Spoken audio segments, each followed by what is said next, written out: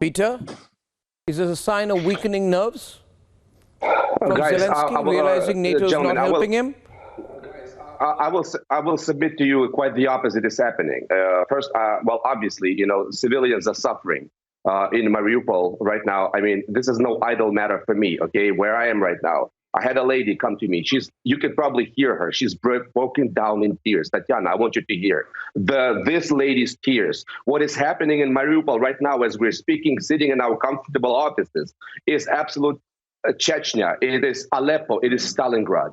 People are trying, there's 200,000 hostages, essentially, that the Russian forces have surrounded. They're shelling the city. They're starving these people. And you know why that's happening? Because Putin is clearly not achieving any military victory. He thought he would just walk into Ukraine, waltz in, and be greeted with flowers. Everyone hates Russia in Ukraine. Everyone hates Putin. You as Indians understand what it is like to live in a democracy. Once you've lived in a democracy, even with a neighbor like China, you Indians do not want to be a part of China. Imagine if China wanted to take over India. Indians would fight to the last man to protect their democracy. And this is what's happening with Ukraine. As imperfect as we have our democracy, it's a democracy. We do not want a gulag. And that's what Russia is turning under Putin into, And so Putin is desperate.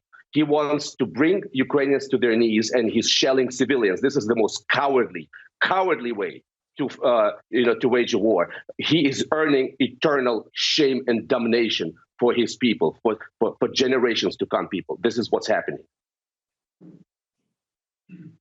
Are you finished? Can I step in, Peter? Tatiana, why are civilians being targeted? Why are civilians being targeted? Yesterday, I did ask a Russian panelist that have you fallen short of Russians, that you are now depending on Syrians to fight for you? And now why are civilians being targeted? Oh, no, nobody's depending on Syrians to fight for us, first of all. Second of all, I love the fact that they did educate Peter very well in the US. That to portray this, to transmit this lovely, it's like a script, seriously. What's happening in Mariupol and what we've been observing first of all, let's start from the beginning. Mariupol is the hometown of the notorious Azov battalion. The Azov battalion, the neo-Nazis that are wanted for war crimes in Europe, not just, it's not just Russia who's talking about them committing war crimes. So hopefully, Peter, obviously the Russian side is of no relevance to you personally. You're playing for the different side, but it's the Europeans who are admitting that the Azov battalion is guilty of war crimes and crimes against humanity. You can check this out. Maybe it will help you get a better understanding of what's going on in Mariupol. We hear from civilians within the city, that this Azov battalion, they're putting missile launchers on top of buildings. They're literally, they're not letting civilians out. Nobody's targeting civilians. Nobody has targeted civilians so far.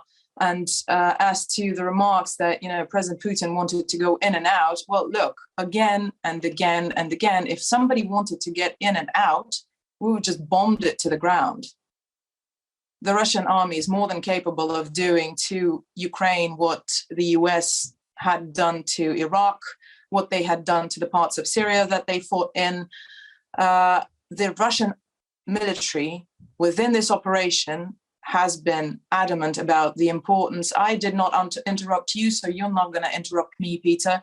Can you stay quiet for 1 minute? Oh, thank you very much. That's lovely. The civilian population of Ukraine, specifically of Mariupol, I literally have people that I know personally there, and they've confirmed it, that the Azov battalion, they are in the hospital.